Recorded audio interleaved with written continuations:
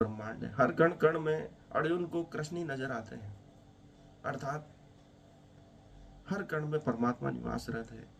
उसका ज्ञान अर्जुन को प्राप्त हो गया था, अर्थात जहां हम देखेंगे वहीं हमें समाधान दिखाई देना प्रारंभ हो जाएगा यदि हम दृष्टा बनने की कला सीख जाते हैं, अर्थात ध्यान से देखने की कला सीख जाते हैं। अर्थात ज्ञान ध्यान का प्रथम संदेश कृष्ण ने अर्जुन को दिया। आज का श्लोक हम देखते हैं, हम अनायास एक श्लोक उठाते हैं। यस्मान् देहि जते लोको लोकोज्ज्वलिंच यह हर्षाद भयोर्भुक्त यह से प्रिय है। यह जो श्लोक है अध्याय 12 का 15वां श्लोक है। जिससे किसी को कष्ट नहीं पहुंचाया तथा जो अन्य किसी के द्वारा विचलित नहीं किया जाता, जो सुख दुख में भय तथा चिंता में समभाव से रहता है, वह मुझे अत्यंत प्रिय है। बहुत बड़ी बात अर्जुन को कृष्ण कह रहे हैं, जो आज के समय में, आज के दिन और आने वाली पीढ़ियों के लिए भी महत्वपूर्ण संदेश है। जिससे किसी को कष्ट नहीं पहुंचता, अर्थात जो किसी को कष्ट नहीं पहुंचाता, तथा जो अन्य किसी के द्वारा विचलित नहीं किया जाता। हम न तो किसी को कष्ट पहुंचाए, न ही किसी के द्वारा विचलित हो, अर्थात कोई कुछ कह देता है तो हम तुरंत विचलित हो जाते हैं और पूरा दिन खराब कर लेते हैं।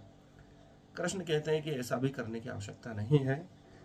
जो सुख दुख में भय तथा चिंता में समभाव रहता है, सुख आता है तो हम सुखी हो जाते हैं, दुख आता है तो दुखी हो जाते हैं, लेकिन कृष्ण कहते हैं कि समभाव रखो, न तो सुख में ज्यादा सुखी हो न दुख में ज्यादा दुखी हो। भय तथा चिंता में भी हमें समभाव बनाए रखना है। भय हो तो ज्यादा भयभीत होने की आवश्यकता नहीं, चिंता भी ज्यादा चिंता करने की आवश्यकता नहीं है। अर्थात मध्यम मार्ग की शिक्षा हमें दे रहे, जो बाद में भगवान बुद्ध ने इसका व्यापक प्रयोग किया। उसका प्रथम सूत्र कृष्ण ने भगवत गीता में दे दिया था कि कुछ भी ज्यादा करने की आवश्यकता नहीं है। इसलिए कृष्ण महाभारत में कहते हैं कि जिसका जितना भाग हो उतना ही दुख उठाना चाहिए। ज्यादा दुख उठाने की आवश्यकता नहीं है। तुम्हारा जितना हिस्सा है उतना ही कष्ट उठाना चाहिए, दुख उठाना चाहिए, अर्थात समभाव में रहना चाहिए। सबकी अपनी नीति है, उसी के अनुसार आचरण करना, वह मुझे अत्यंत प्रिय है। अर्थात भगवान को वही प्रिय है जो समभाव में रहता है। कृष्ण इस श्लोक में भय के कुछ अन्य गुणों का वर्णन करते हुए बताते हैं, ऐसे भक्त द्वारा कोई व्यक्ति कष्ट, चिंता, भय तथा या असंतोष को प्राप्त नहीं होता।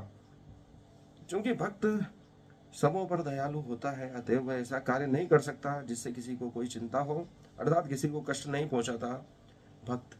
साथ ही यदि अन्य लोग भक्त को चिंता में डालना चाहते हैं तो वह विचलित नहीं होता।